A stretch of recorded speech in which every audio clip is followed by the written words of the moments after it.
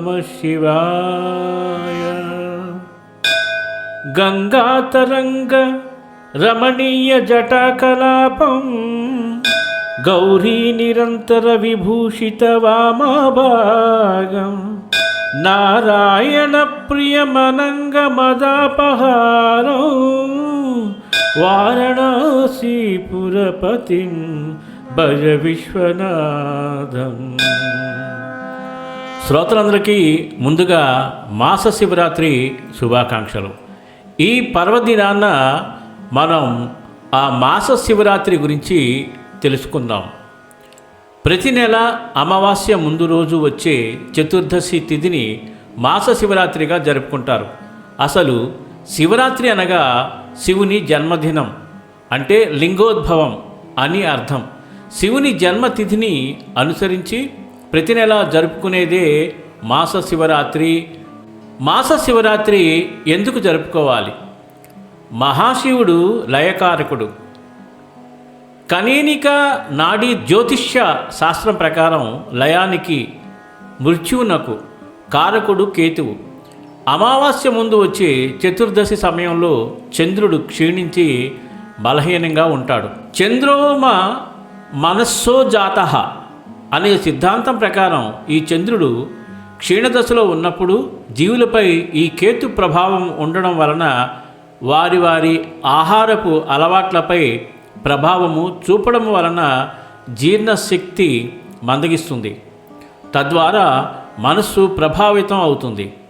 తద్వారా ఆయా జీవులు ఈ సమయంలో మానసికముగా సమయమును కోల్పోవడమే, చంచల స్వభావులుగా మారడము, మనోద్వేగంతో తీసుకోకూడని నిర్ణయాలు తీసుకోవడము జరిగి కొన్ని సమయాలలో తమకే కాకుండా తమ సమీపంలో ఉన్న ప్రజల యొక్క మనస్సు, ఆరోగ్యము, ధనం, ప్రాణములకు హాని తలపెట్టే ప్రయత్నం తమ ప్రమేయం లేకుండానే చేస్తూ ఉంటారు.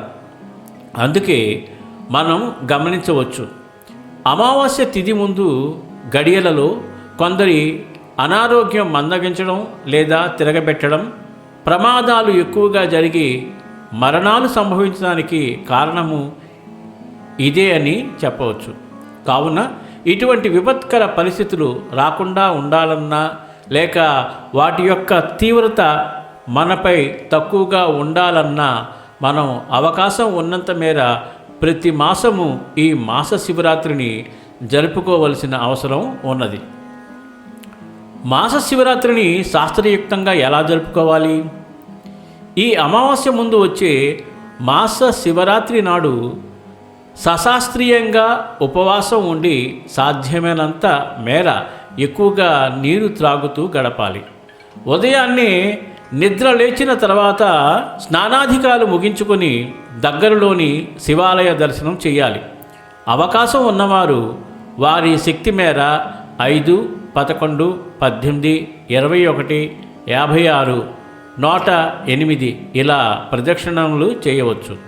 అలాగే ఈరోజు శివాలయంలో పూజలో ఉంచిన చెరుకు రసమును భక్తులకు పంచినచో వృత్తి అంశంలో ఇబ్బందులను ఎదుర్కొనే వారికి అటువంటి ఆటంకాల నుండి ఉపశమనం లభిస్తుంది. అలాగే ఆ రోజు ప్రదోష వేళ శివునకు మారేడు దళముతో లేదా కనీసము గంగాజలముతో అభిషేకాది అర్చనలు చేయడము మంచిది.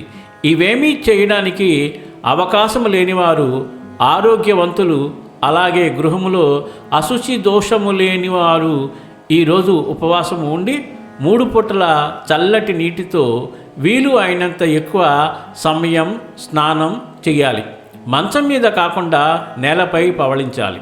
వాచామగోచరమనేక గుణస్వరూపం వాగీస విష్ణు సురసేవిత పాదపీఠం వామేన విగ్రహవరేణ కళత్రవంతం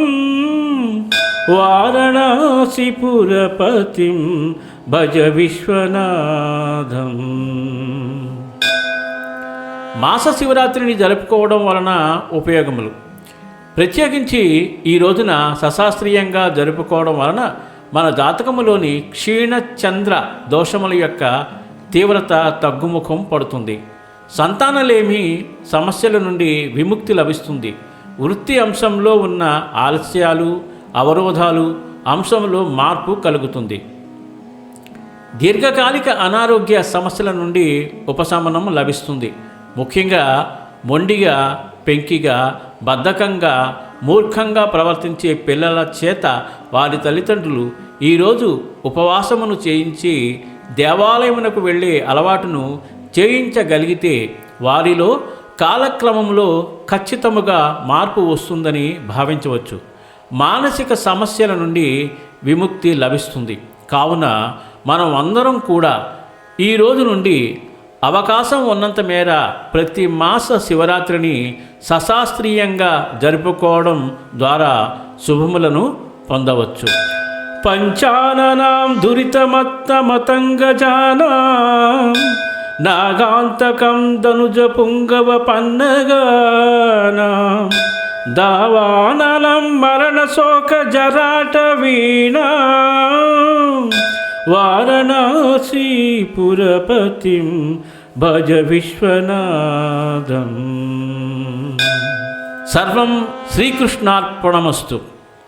ఇంత అద్భుతమైన విషయాన్ని ఈరోజు పవిత్రమైన దినం కాబట్టి ఎక్కువ మందికి షేర్ చేస్తే ఈరోజు చేసిన వారికి, చెయ్యని వారికి ఒక ఐడియా వచ్చి వచ్చే నెల మాస శివరాత్రి రోజున ఇవి పాటించడానికి ప్రయత్నించి ఆ శివుని యొక్క అనుగ్రహానికి పాత్రలు అవుతారని మనస్ఫూర్తిగా కోరుకుంటూ సర్వే జనా సుఖినో భవంతు, లోకా సమస్త సుఖినో భవంతు. ధన్యవాదాలు. స్వస్తి.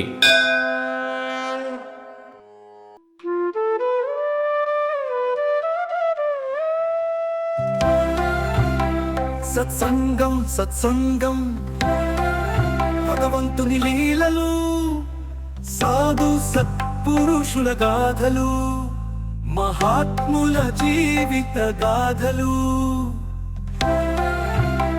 భగవంతుని తత్వం తెలుసుకునే ప్రయత్నమే సత్సంగం.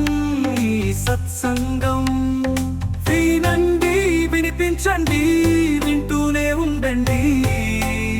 సత్సంగం, ఈ సత్సంగం.